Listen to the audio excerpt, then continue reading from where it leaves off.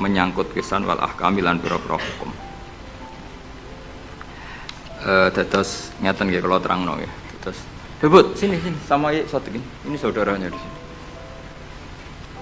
Kalau terangkan ya, dados kalau dalam ulumul Quran termasuk yang paling pokok itu ngerti akhiru manazala.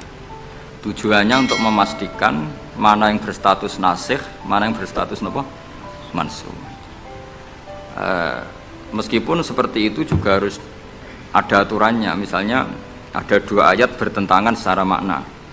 Potensinya hubungannya itu mutlak muqayyad atau mujmal mubayyan atau am dan khos. Jika ditakwil itu enggak bisa, maka mau tidak mau dianggap nasakh mansukh. Nah, untuk memastikan nasakh mansukh itu harus mengetahui tanggal dulu mana. Nah, sehingga kalau diketahui ayat yang paling akhir, berarti ayat itu setidaknya berstatus tidak akan apa? Mansukh. Ketentuannya tidak akan apa? Mansukh, tidak akan dinasakh. Sehingga ulama itu punya kepedulian menanggali itu. Ini turun di Jirona, ini turun di Makkah, ini turun di Madinah. Nah, wattaqu yauman turja'una filawwa itu banyak ulama yang mengatakan setelah itu Nabi itu hanya 86 hari. Apalagi secara makna sudah napa wattaqu yauman turja'una filawwa. Jadi wattaqu lan wedya sira kabeh yauman ing siji dina sing turja'una kang bakal den balekno sira kabeh fihi ing dalem yaum. Itu sudah jelas mengarah ke wafatul Rasulullah sallallahu alaihi wasallam. Tapi ada saja ulama yang cara berpikir tidak seperti itu. Ya niku mikirin niku Allah ngutus nabi itu tentu tugas. Nah, di mana-mana tugas itu bisa berakhir kalau sudah kelar, sudah selesai. Sehingga banyak ulama dengan cara pandang seperti itu ya kira-kira al-yauma akmaltu lakum wa asmamtu alaikum ni'mati wa raditu lakumul Islam madina. Karena cara pandang gimana?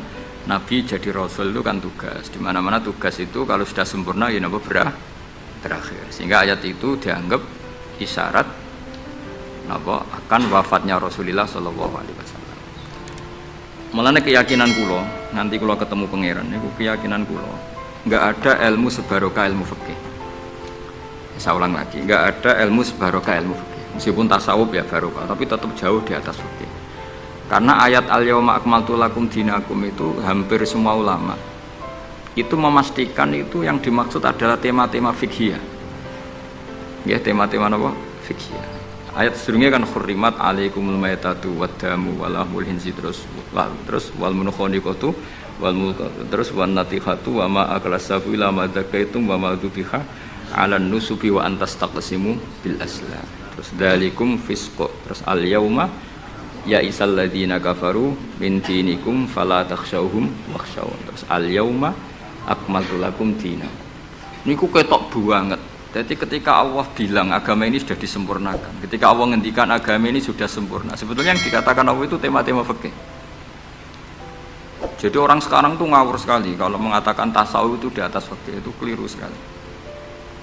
Kita bisa mengikhlaskan ngamal itu setelah lolos uji fikih. Jadi misalnya, saya sholat tak ikhlaskan untuk Allah. Status sholat itu harus benar dulu.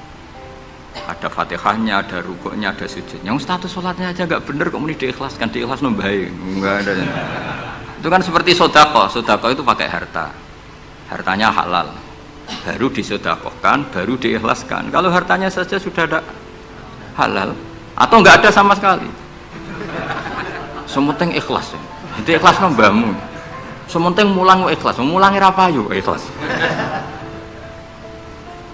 Jadi kiai sementing ikhlas. Kiai rapayu. Mau diikhlaskan apanya tuh? Jadi perangkat fikih itu jelas ya. Nah kelirunya kita, kenapa kok nggak sampai konangan kalau ayat itu fikih? Ya mergo hafal Quran, ngerti-ngerti dalil al yauma akmaltu lakum. Iku cara ketemu wong nahwu itu dalil kriminal. Wong al yauma iku dzaraf iku ta'alluq. Ya ora ono wong takok. Wong pancen padha ora isane. Mesti nek ono dalil al yauma takok mbah niku dzaraf. Ujug-ujug dzaraf kok ning ngarep ono cara nahwu coba. Bisa dzaraf di depan. Tidak bisa, dzaraf itu butuh ta'alluq. Ta'alluq itu mesti mendahului dzaraf.